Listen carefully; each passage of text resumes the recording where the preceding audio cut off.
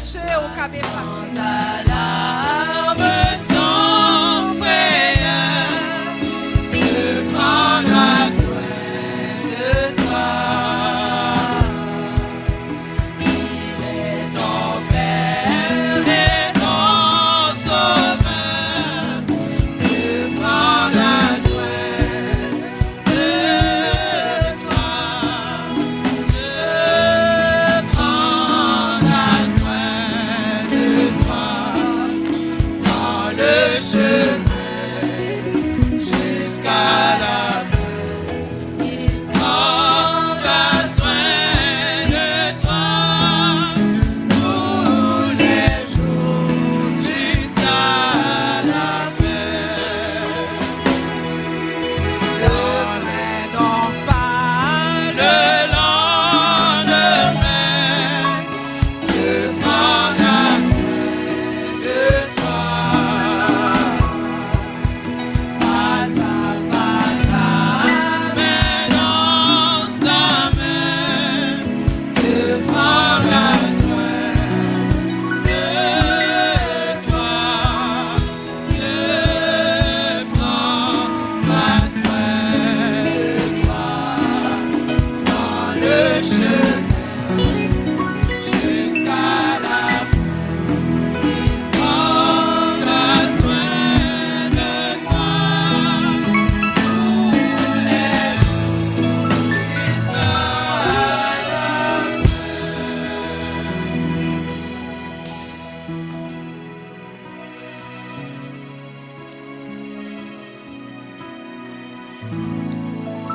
La paix et la grâce de Dieu soient avec vous. Amen. Je sais qu'il commence à faire chaud. Je demande quand même votre concentration. Parce que de toute façon, la chaleur montréalaise, c'est 1, 2, 3 semaines. Et puis après, poup, ça s'envolera. Profitons de cette belle température. Il fait un beau soleil. Ça brille dehors. Et que le soleil de Dieu brille dans votre cœur aussi, de par sa grâce. Je vais lire pour vous dans 2 Samuel chapitre 15, texte qui nous servira de tremplin pour la réflexion de la parole de Dieu aujourd'hui. 2 Samuel chapitre 15 à partir du verset 13 jusqu'au verset 23 et je lirai le verset 30 également. Donc 2 Samuel chapitre 15 à partir du verset 13 jusqu'au verset 23 et le verset 30. De Samuel chapitre 15, je vous en fais la lecture. Quelqu'un vint informer David et lui dit, le cœur des hommes d'Israël s'est tourné vers Absalom. Et David dit à tous ses serviteurs qui étaient avec lui à Jérusalem, levez-vous, fuyons, car il n'y aura point de salut pour nous devant Absalom. Hâtez-vous de partir, sinon il ne tarderait pas à nous atteindre, et il nous précipiterait dans le malheur et frapperait la ville du tranchant de l'épée. Les serviteurs du roi lui dirent, tes serviteurs feront tout ce que voudra mon seigneur le roi. Le roi sortit, et toute sa maison le suivait, et il laissa 10 concubines pour garder la maison. Le roi sortit et tout le peuple en le suivait, et ils s'arrêtèrent à la dernière maison. Tous ses serviteurs, tous les Kérétiens et tous les Pélétiens passèrent à ses côtés, et tous les Gatiens au nombre de 600 hommes, venus de Gath à sa suite, passèrent devant le roi. Le roi dit à Itaï de Gath, pourquoi viendrais-tu aussi avec nous? Retourne et reste avec le roi, car tu es étranger. Et même tu as été emmené de ton pays. Tu es arrivé d'hier, et aujourd'hui, je te ferai errer avec nous ça et là, quand je ne sais moi-même où je vais. Retourne et emmène tes frères avec toi, que l'Éternel use envers toi de bonté et de fidélité. Itaï répondit au roi et dit, Éternel est vivant et mon Seigneur le roi est vivant. Au lieu où sera mon Seigneur le roi, soit pour mourir, soit pour vivre, là aussi sera ton serviteur. David dit alors à Itai, va, passe. Et Itai de Gath passa avec tous ces gens, tous les enfants qui étaient avec lui. Toute la contrée était en larmes et l'on poussait de grands cris au passage de tout le peuple. Le roi passa le torrent de Cédron et tout le peuple en passa vis-à-vis du chemin qui mène au désert. Verset 30. David monta la colline des Oliviers. Il montait en pleurant et la tête couverte et il marchait nu-pieds. Et tous ceux qui étaient avec lui se couvrirent aussi la tête et il montait en pleurant. Parole du Seigneur.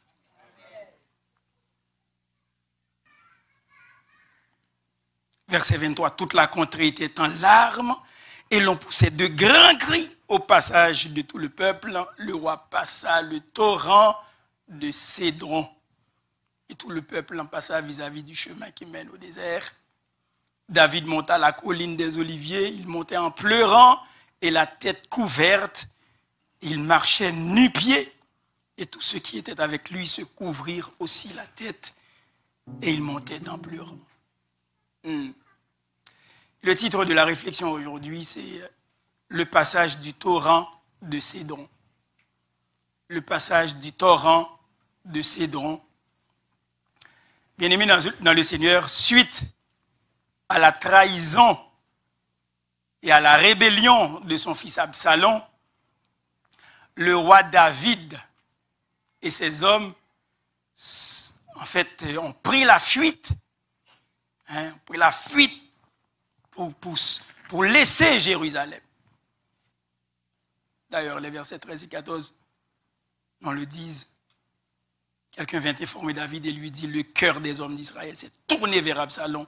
David dit à tous ses serviteurs qui étaient avec lui à Jérusalem, levez-vous, fuyons, car il n'y aura point de salut pour nous devant Absalom. Oh oh, il n'y aura point de salut pour nous devant Absalom. Donc, le roi David et ses hommes ont fui. Ils ont pris la fuite de Jérusalem. Et nous lisons au verset 23 aussi. Toute la contrée était en larmes et l'on poussait de grands cris au passage de tout le peuple. Le roi passa le torrent de Cédron et tout le peuple en passa vis-à-vis du chemin qui mène au désert. David monta la colline des Oliviers. Il montait en pleurant et la tête couverte. Il marchait nu-pieds, tous ceux qui étaient avec lui se couvrirent aussi la tête, il montait en pleurant. Bien aimé, cette portion des Écritures dépeint ici ce qui ressemble à une procession funéraire. Ça semble son procession funéraire va suivre, il va l'enterrer au monde. Dans cette procession funéraire, vous prendrez part, pas n'importe qui, mais quelqu'un qui, hier, était roi sur son trône et qui laisse son palais dans l'humiliation, comme dans la défaite, et qui est en fuite devant qui? Devant son fils. Bien aimé, nous voyons ici l'abaissement de ce qui est grand, l'abaissement de ce qui est élevé, c'est la honte, le chagrin et la douleur amère sont décrits crûment ici. Un roi, il a pris quelques hommes avec lui, prendre la fuite devant son fils. Un roi fugitif, un roi sans logis, un SDF, sans domicile fixe. Un roi sans logis, un pire qu'un itinérant. Le proverbe a dit tout dans un pire ou prend pire gros. Un roi qui prend la fuite devant qui? Devant son fils. Bon terrain. Et monsieur conscient lui dit, si nous pas jeter nous, pas rien qui a sauvé nous. Il n'y aura point de salut pour nous. On jette nous. Au verset 20, il est dit, car je te ferai errer avec nous, ça et là. Hein, quand je ne sais moi-même où je vais, dit-il à un étranger. Il dit, pas même qu'on côté me aller même. Ou saute dans le pays ou plutôt retourner dans le pays ou aller joindre le roi pas. Bon ici quittez nous parce que moi-même pour compte moi c'est errer ma péré pas même qu'on côté me aller même. Pour un roi. Dans quelle ville, dans quel pays? En Israël, à Jérusalem. Oh boy. David a pleuré, non dit le texte. Non pas autant à cause de son exil et de tout ce dont il est privé. Son gros luxe dans le palais. David a pleuré, mais pas à cause de ça. C'est autant à cause du traitement d'ingratitude qu'il a reçu de son fils Absalom, qu'il a aimé avec tant d'affection. Si son moun, on petit, tout est qu'on est comme ça, qui est qu'on fait mauvais coup, tu as dit bon, ou bail vague, est-ce qu'on peut avoir un petit penchant pour quelqu'un, pour l'un de tes fils, plus qu'un autre. Ok? Mais David dit au chapitre 16, verset 11, mon fils qui sort de mes entrailles. Il parlait des petits, il dit, c'est dans les entrailles, moi, même Absalom sorti. Il a pleuré à cause de l'ingratitude qu'il a reçue de son fils Absalom, de ce traitement-là. Il a pleuré aussi à cause de ces gens qui sont ses sujets et qu'il a servi si fidèlement pendant longtemps, mais qui se transforment en adversaires féroces et qui le détestent injustement et sans cause. David a versé des larmes pour le monde l'a servi. Même moun ça a dit au terrain et puis il tourné dos contre lui et puis il parti avec Absalom parce qu'il a fait un coup d'état. Bagay ça a déchiré entre David et puis il versait des larmes. David a aussi pleuré parce que pour lui c'était une calamité nationale dont il est l'objet. La détresse, l'angoisse de tout le peuple qui était avec lui. La parole de Dieu nous dit au verset 23, toute la contrée était en larmes et l'on poussait de grands cris. Ça, son événement, son catastrophe, bagaille ça y est. Regardons, bien aimé, le comble maintenant dans les calamités de David au verset 23. Il est dit, le roi passa le torrent de Cédron. Regardez au verset 23, vous allez voir. Toute la contrée était en larmes et l'on poussait de grands cris au passage de tout le peuple. Il est dit, le roi, regardez ce bout de phrase-là. Le roi passa le torrent de Cédron. Le torrent de Cédron, bien aimé, mesurait environ 5 km. J'ai été dans ce pays-là, en Israël, et le guide m'a fait visiter ce parcours-là pour voir le torrent de Cédron qui existe encore, mais sous un autre nom, Wadi, aujourd'hui. C'est le même torrent. Il mesure encore 5 km de long. Le torrent avait comme 30 mètres de profondeur et 120 mètres de large. Ce torrent était en effet une vallée entre les murailles orientales de Jérusalem et le mont des Oliviers. Donc ça fait comme... Le torrent se trouve entre les murailles de Jérusalem et le mont des Oliviers qui est en fait une chaîne de montagnes. Le torrent passe en face de la porte de Saint-Étienne. Bon, ce sont des détails quand même qui dépassent ce qu'on appelle la vallée de la Géhenne et de En-Rogel. Et de là, il est déversé dans la mer Morte en écrivant ses méandres. Mais ce torrent était un dépotoir public. David criait, il pleurait de grands cris avec le peuple. Mais ce torrent était un dépotoir public, l'endroit où l'on décharge les déchets, les détritus, les ordures C'est la partie du Cédron proche du sud de la ville et qui servit très tôt dans ce même torrent de fosses communes. Ça veut dire là où était même vieille bête mourie. Dans 2 Rois chapitre 23 verset 6, il est dit que les rois pieux d'autrefois enlevèrent du temple les symboles de l'idolâtrie et ils précipitèrent, ces rois-là précipitèrent dans ce ravin, dans ce torrent, les cendres de ces emblèmes abominables. Ça veut dire toute vieille bagaille, toute vieille de l'eau sale, il n'y a pas de blé dans la ville, ça, vieille eau mort, mon bagaille, vieille bête qui tombe, il y a la gueule dans ce ravin. Dans 1 Roi 15, ou après ça, 2 Rois 23, 2 Chroniques 29, après histoire ça. Royaux, comme symbole d'abominable, toute vieille bagaille, vieille eau chien, des bêtes senties depuis bien longtemps, il y a la gueule dans le ravin ça. Et c'est là, David devait passer. Bien aimé, le mot cédron même, le mot cédron veut dire sombre, trouble. C'est la définition même de ce mot-là, du verbe kadar en hébreu. Ça veut dire être en sombre, être obscur, là où il fait nuit.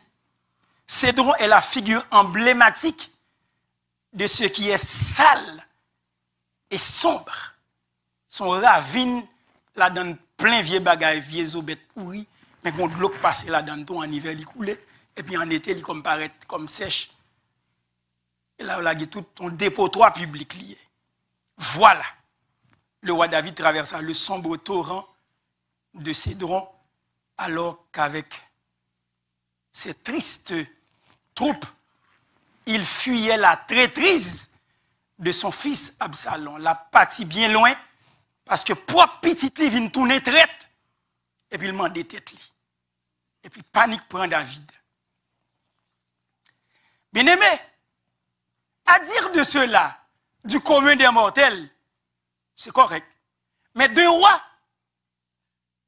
et de cette traîtrise venant de son propre fils, propre sani, ça sont l'autre affaire. Ça sont l'autre affaire. David, l'homme selon le cœur de Dieu, n'était pas exempt de difficultés, bien-aimés.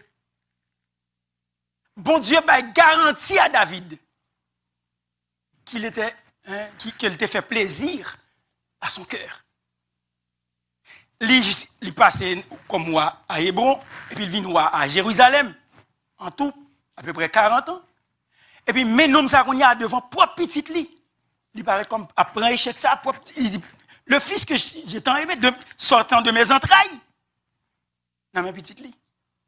L'homme, selon le cœur de Dieu, n'était pas exempt des difficultés de la vie. En fait, sa vie fut remplie,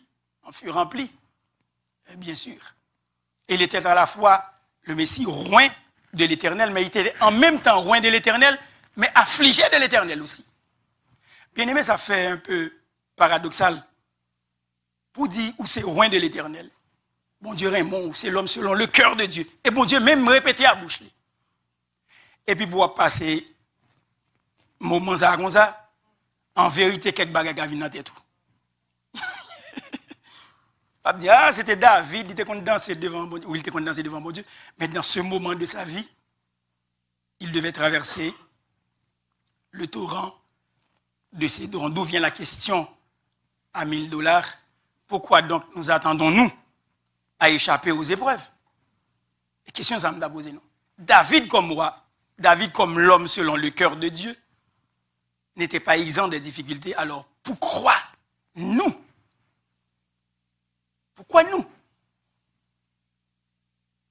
N'attendons que nous n'avons échappé dans l'épreuve la vie. La question, ça me pose, non? Et nous comme réflexion. Bien aimé, alors que les membres les plus nobles de notre race se sont tenus aux portes de la tristesse, la tête recouverte de sacs, sac maré, la tête recouverte de cendres, parce que l'homme arrêtait tout. Autrefois, c'était un signe de détresse et de calamité. Les couvraient tout, babou, raché babou, et puis, ça veut dire, café ou koulama, en bon créole. Café ou koulama. Tête couvrie. C'était une honte, l'opprobre. La tête recouverte de cendres. La tête recouverte comme ça, c'était un signe de détresse et de calamité. Pourquoi plaindrions-nous, bien-aimés, alors que cela nous arrive, comme s'il s'agissait d'une chose étrange?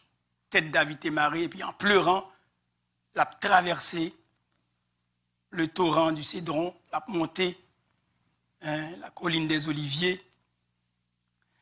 Bien-aimés, les membres les plus nobles de notre race se sont tenus aux portes de la tristesse, la tête recouverte.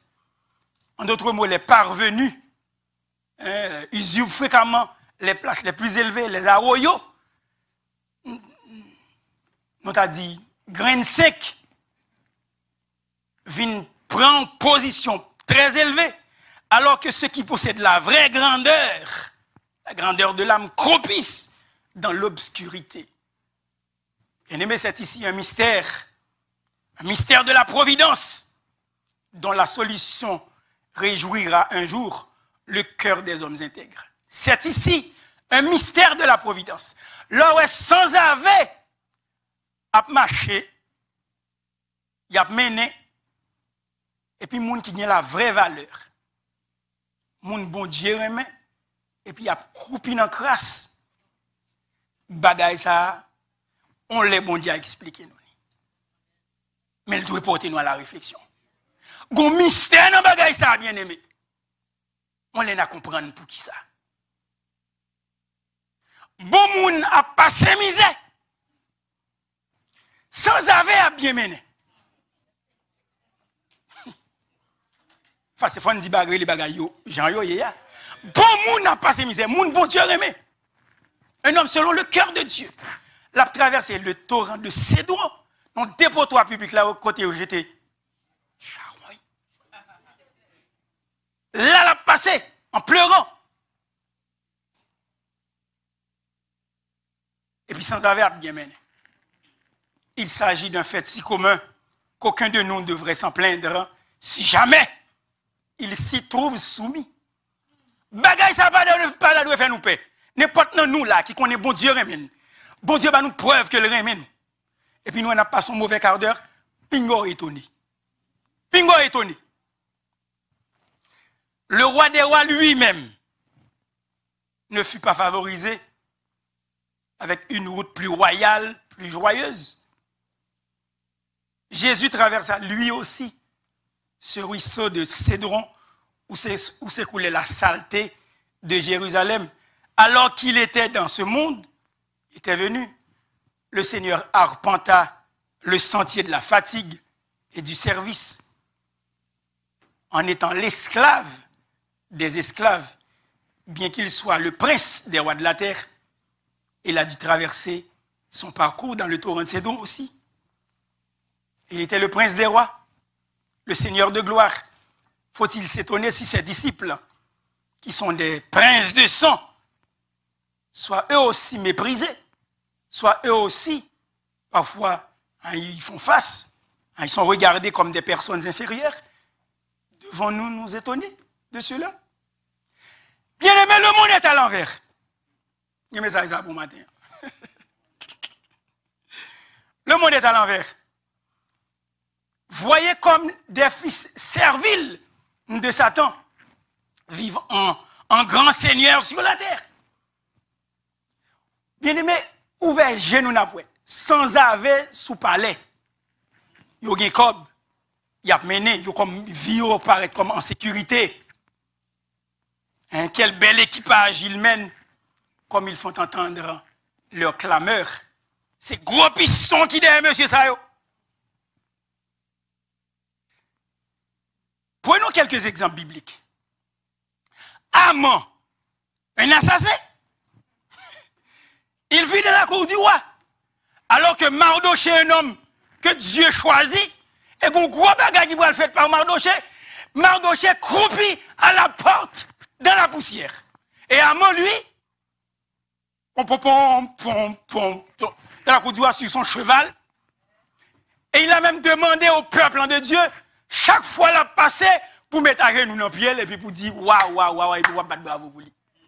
Mais on est qui dit, même si tout le monde a mis à genoux, même moi, je ne vais pas mettre à genoux, devant sans avoir ça. Devant moi? Non. Il dit, moi, je suis juif. Je connais qui m'a servi, je une identité. Je une identité, je ne vais pas mettre à genoux, monsieur. Léa m'a vu remarquer, tout le monde a mis à genoux, il a passé sous gauche cheval.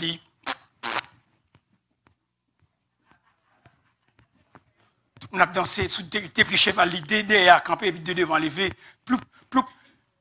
Et puis, Amand, Mardoché, il était indifférent. Il dit, m'a fort payé ça. Amand dit, m'a fort payé ça. Mais c'est lui qui paye ça. Ou mon histoire. C'est lui qui vient payer ça. Mais pour le moment, Mardoché était à la porte. Il croupit dans la poussière. Prenons un autre exemple biblique. Élie déprime dans une caverne, alors que Jézabel se pavane en son palais. Vous savez, comment ça, zong nimbaron.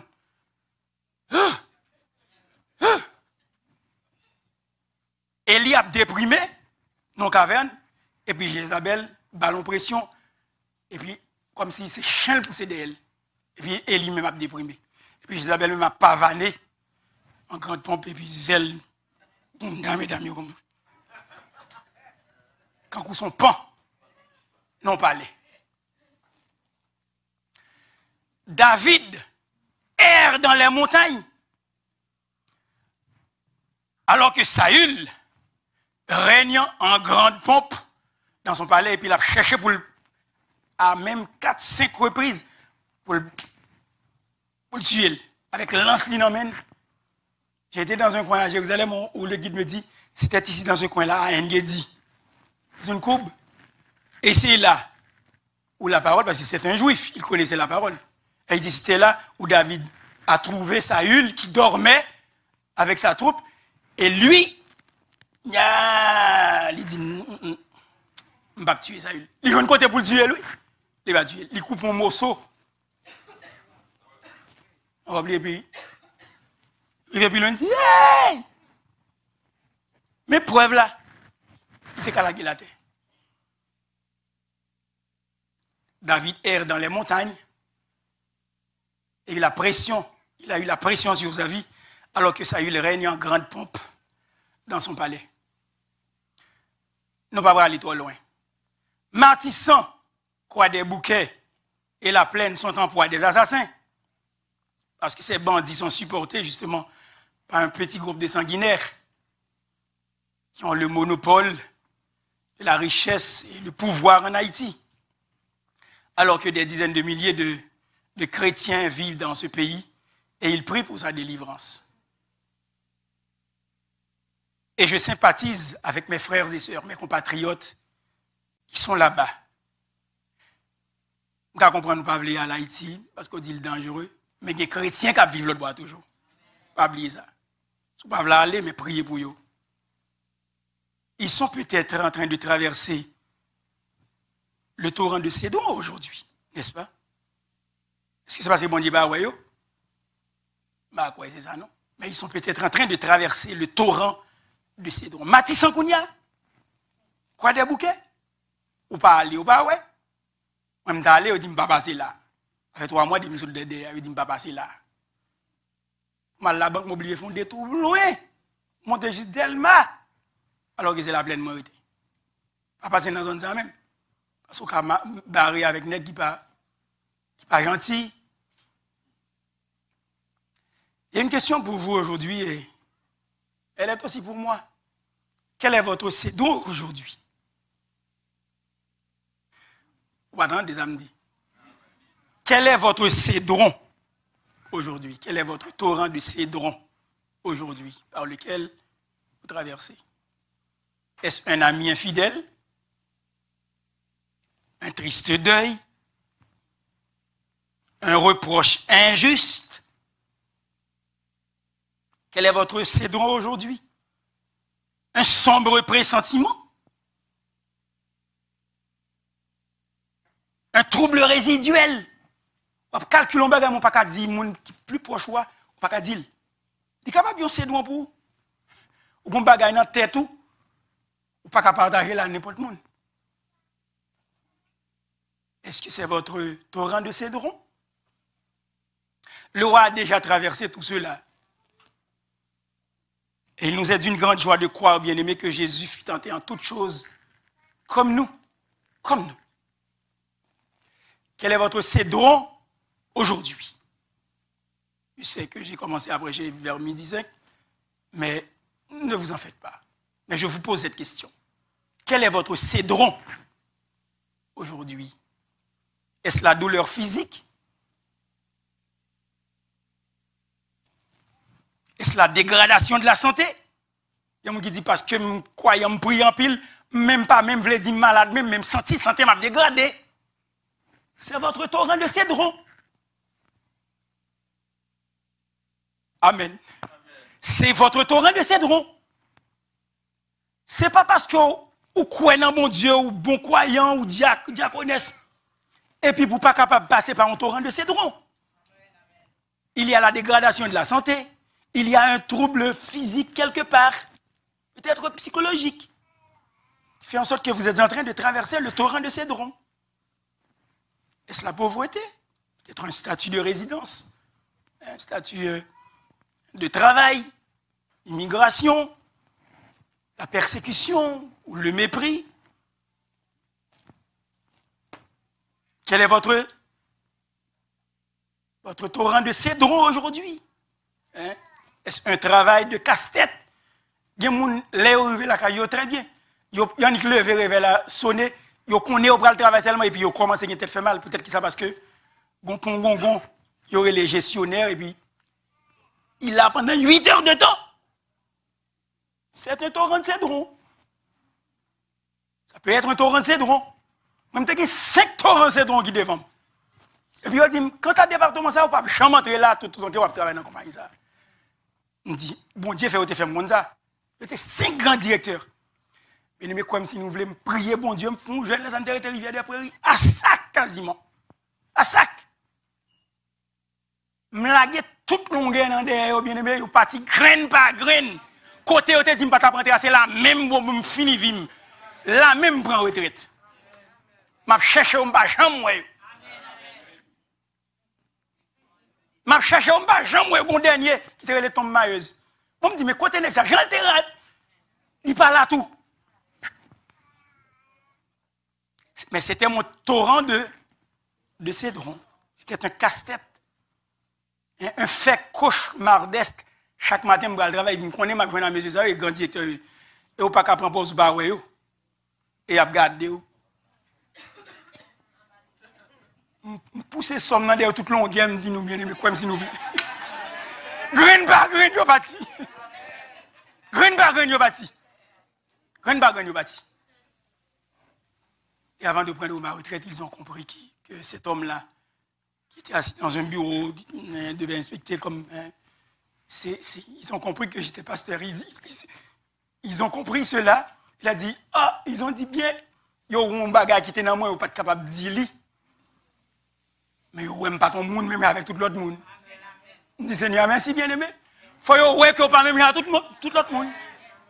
Vous n'avez pas besoin d'un coup de Bible pour appeler des prêcheurs. Non, les grands directeurs. Et ils m'ont appelé 2 fois avant de prendre ma retraite. Ils m'ont dit, où si vous voulez prendre retraite? Je dis, oui, ma retraite, j'ai d'autres ouvrages dans ma vie. Il y a d'autres chats à fouetter.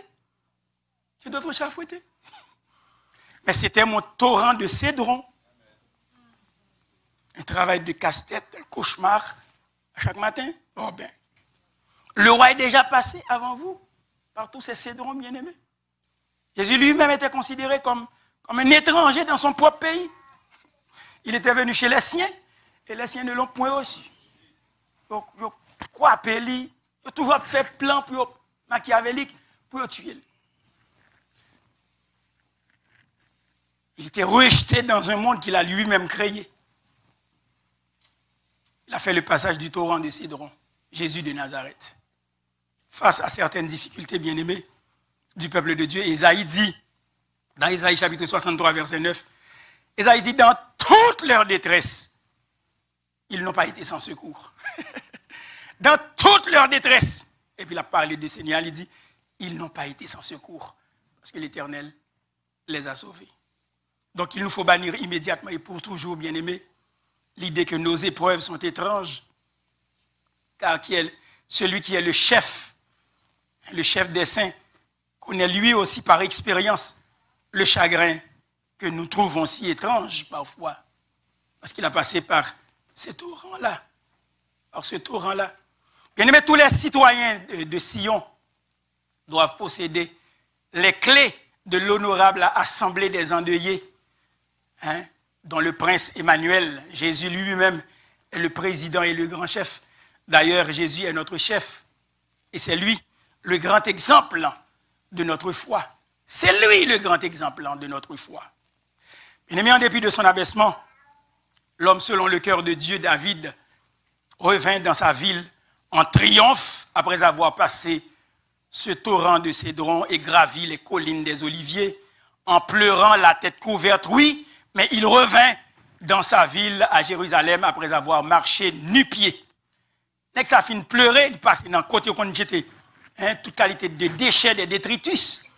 Mais la Bible pas dit nous, David était là. Il dit nous non, dans le chapitre 19, 2 Samuel chapitre 19, cette belle histoire nous montre qu'on a accueilli David. Son retour à Jérusalem, en grande pompe avec les siens, alors qu'il a marché nu-pied, avec petite lipo à Absalom qui a couru d'elle, et il a même passé au torrent de Cédron, là que j'étais, toute qualité fatra et des déchets. Pareillement, le Seigneur de David ressuscita, bien-aimé, victorieux de la tombe. Ils n'ont pas voulu le voir, ils l'ont rejeté. Il est mort, mais il est ressuscité. Il est ressuscité victorieux de la tombe. Prenons donc courage, car nous vaincrons un jour et remporterons le combat. Nous vaincrons un jour et nous remporterons le combat. Nous puiserons encore de l'eau à la source du salut, comme le dit bien Ésaïe, bien que pour l'instant, nous devions traverser les infectés ruisseaux du péché et du chagrin. Prenez donc courage, bien-aimés soldats de la croix. Le roi des rois lui-même triompha. Après avoir traversé le torrent de Cédron, vous vaincrez aussi. Laissez-moi vous dire qu'en conclusion, que Genèse chapitre 1er, verset 5 nous dit, il y eut un soir, il y eut un matin, ce fut le premier jour. Il y eut un soir et il y eut un matin. En fut-il ainsi au commencement? Bien sûr. La lumière et les ténèbres alternèrent-elles dans le domaine du temps au premier jour?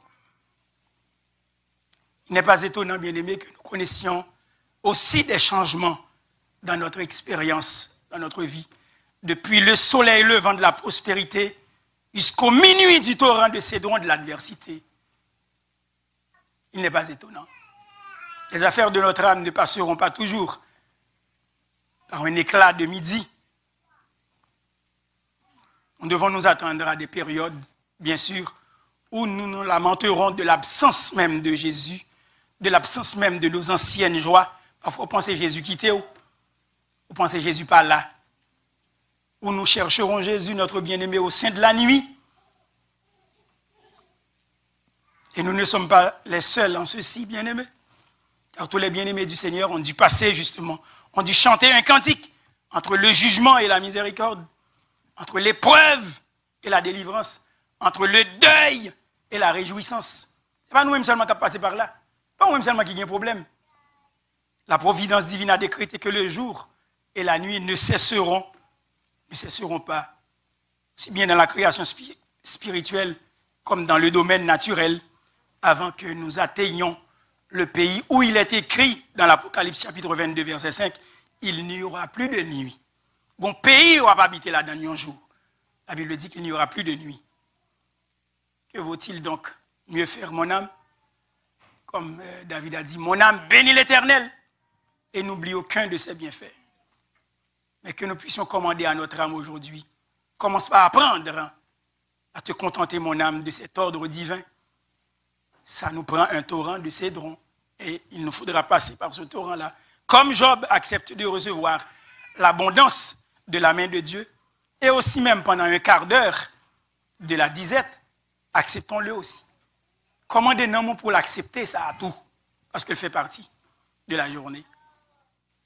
Apprends aussi, bien-aimé, à te réjouir dans ton âme de la providence de tes jours.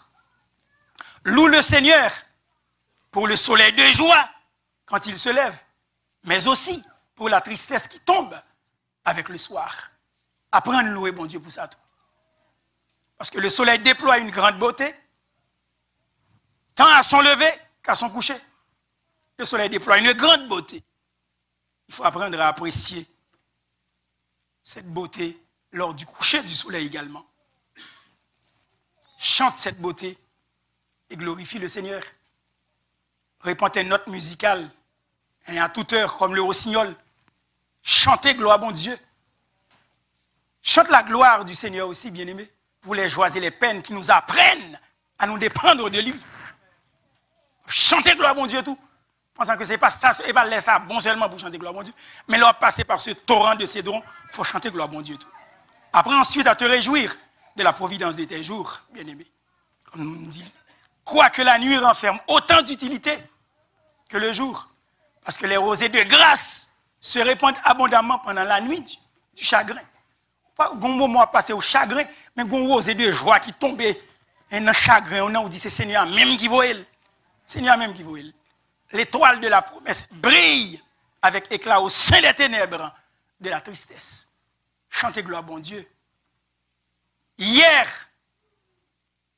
dans le palais à Jérusalem, le mot d'ordre était joie, festivité. Aujourd'hui, dans ce passage au torrent de Cédron, eh bien, le mot d'ordre doit être espérance, résilience, courage, parce que ça fait partie du cheminement. Le soir d'un accident ou d'un malheur arrive. Le soir de la vieillesse et de la mort s'approche aussi. Ne le crains pas, car il fait partie des heures de la nuit, des heures de la journée. Il fait partie de ces heures de la journée. Et le Seigneur, il voulait vous comprendre, ultimement, qu'après le passage de ce torrent de Cédron, comme David, après ce passage du torrent de Cédron, David pas mourir dans le torrent de Cédron, mais il est retourné à Jérusalem dans 2 Samuel chapitre 19, en grande pompe, et puis il t'a accueilli encore. Croyez tout dans votre torrent de Cédron actuel, ou à fin passé, et même là, arrivé dans le soir de votre vie. David est retourné à Jérusalem, ou même au Jérusalem, captant nous tout. Que la paix de Dieu soit avec vous.